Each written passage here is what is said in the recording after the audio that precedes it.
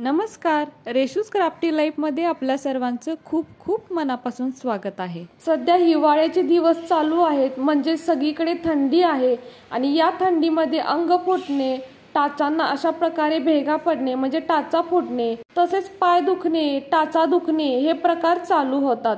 एक एकदा टाचा तर इतक्या फुटलेल्या असतात की कधी कधी त्यातून रक्त सुद्धा येतं, तर कमी अधिक प्रमाण हे सगळीकडेच दिसून येतं। शिवाय आपली त्वचा सुद्धा कोरडी पडते। तर यावरती एक छान असा उपाय आहे। त्यासाठी आपल्याला लागणार आहे इथे एक मेणबत्ती। तर जी पांढरी मेणबत्ती असते तीच आपल्याला इथे वापरायची आहे। आता एक वाटी घ्यायची आणि वाटीमध्ये या मेणबत्तीचा आपल्याला चुरा घ्यायचा आहे। तर मेणबत्ती मोठी आहे त्यामुळे कैचीच्या मदतीने याचा चुरा करूया। तर हे पहा, अगदी सहजच कैचीने याचा चुरा होतो, किंवा पिलर सुद्धा आपण वापरू शकतो। पिलरने सुद्धा आपल्याला याचा चुरा सहज करता येतो। जर मेणबत्ती छोटी असेल तर हाताने सुद्धा आपण ती मोडू शकतो। तर अशा पद्धतीने या मेणबत्तीचं मेण आपल्याला इथे घ्यायचं आहे। तर हे किती प्रमाणात घ्यायचं हे सुद्धा सांगेन। तर हे पहा, तर यामध्ये मी हे मेणबत्तीचा चुरा घेतलेला आहे। आता तो आपण चमच्याने मोजूया। तर घरातील जो नेहमीचा चमचा असतो त्या चमच्याचं प्रमाण घ्यायचं। तर हे पहा, इथे बरोबर 1 चमचा मेणबत्तीचं मेण घ्यायचं। आता यामध्ये आपण बाकीचं साहित्य मिक्स करूया। त्यानंतर आपल्याला इथे लागणार आहे 2 चमचे खोबरेल तेल। त्याचसोबत इथे आपल्याला अजून लागणार आहे अर्धा छोटा चमचा हळद। तर हे तिन्ही साहित्य एकत्र मिक्स करायचं व आता ही वाटी आपल्याला गॅसवरती गरम करून घ्यायची आहे, म्हणजे हे मेण पूर्ण आपल्याला यामध्ये वितळून घ्यायचं आहे। तर अगदी 2च मिनिटात हे मेण वितळलं जातं। तर हे पहा, इथे मी हे गरम करून आणलेलं आहे। पूर्णपणे मेण यामध्ये वितळून गेलेलं आहे। आणि काय करायचं, गॅसवरती गरम करत असताना यातून थोडा जरी धूर यायला लागला तर लगेचच गॅस आपल्याला बंद करायचा आहे। बाकीचं जे मेण आहे ते तेल गरम असल्यामुळे यामध्ये वितळून जातं। तर हे पहा, अशा पद्धतीने यामध्ये पूर्ण तिन्ही साहित्य एकत्र मिक्स करून घ्यायचे आहेत, अगदी एकजीव होतात।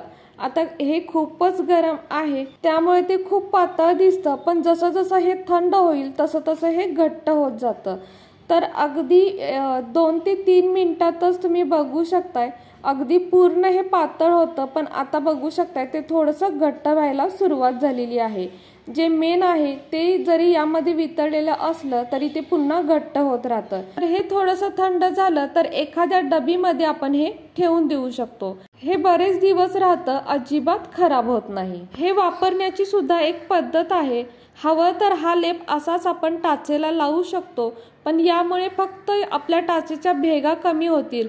पण जर टाचदुखी होत असेल, पायदुखी होत असेल, पाय आपल्याला अगदी मऊ मुलायम कोमल हवे असतील तर काय करायचं, पाणी थोडंसं कोमट करायचं, म्हणजे कोमटच्या थोडंसं वरच राहिलं पाहिजे, आणि त्यामध्ये थोडंसं मीठ टाकायचं व यामध्ये आपले पाय बुडवून ठेवायचे। अगदी 10 मिनिटं ठेवायचे।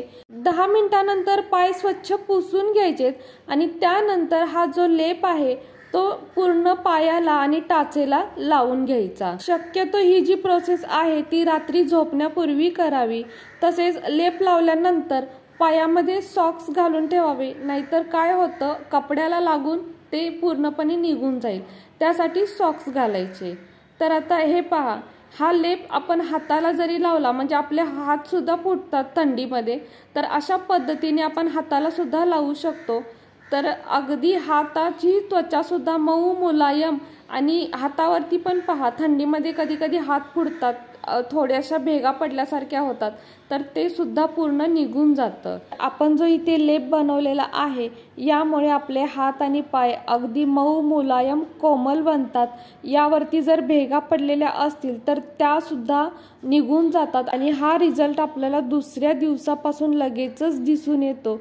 तुम्ही एकदा नक्की वापरून पहा, खूप छान असा हा लेप आहे। आम्ही नक्कीच वापरतो, त्यामुळे आम्ही तुमच्यासोबत शेअर केलेला आहे। तर फ्रेंड्स, कसा वाटला तुम्हाला हा आजचा व्हिडिओ जर तुम्हाला थोडा जरी कामाचा वाटत असेल तर आपल्या माणसांसोबत नक्की शेअर करा। आणि हो, व्हिडिओ जर तुम्हाला थोडा जरी आवडला असेल तर प्लीज आपल्या या व्हिडिओला एक लाईक नक्कीच करा।